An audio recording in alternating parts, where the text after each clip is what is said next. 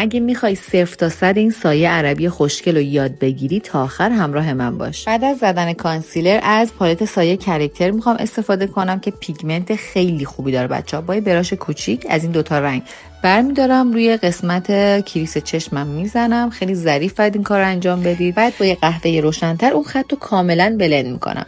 برای قسمت بیرونی چشمم از یه براش بزرگتر استفاده میکنم. قهوه تیره برمیدارم و به گوشه چشمم میزنم و بلندش میکنم. برای قسمت جلویی سایه از یه براش تخت استفاده میکنم. با کانسیلر سایه‌مو تمیز میکنم و خشکش میکنم. برای قشنگتر شدن سایه از یه رنگ شاین این پالت استفاده میکنم که خیلی هم خوش رنگه. روی پلکم میزنم. برای کشیدن خط چشم از قسمت جلوی چشمم شروع میکنم و بستش میکنم به بن مژه ها. انتهای خط چشمو بلندتر و بیرونتر از چشمم میکشم و بینش یه فاصله میذارم که چشمو درشت‌تر میکنه. بلندش میکنم و برای زیر چشمم از همون سایه هایی که زدم استفاده میکنم و یه مژه گوشه بلند میذارم. این ست براش که دیدین استفاده کردم خیلی کاربردی و با کیفیته. من خودم خیلی دوستش دارم و همینطور پالت سایه کرکتر که پیگمنت خیلی خوبی داره و اصلا ریزش نداره. این دو تا محصول از پیجی که توی کپشن براتون تگ کردم میتونید تهیه کنید.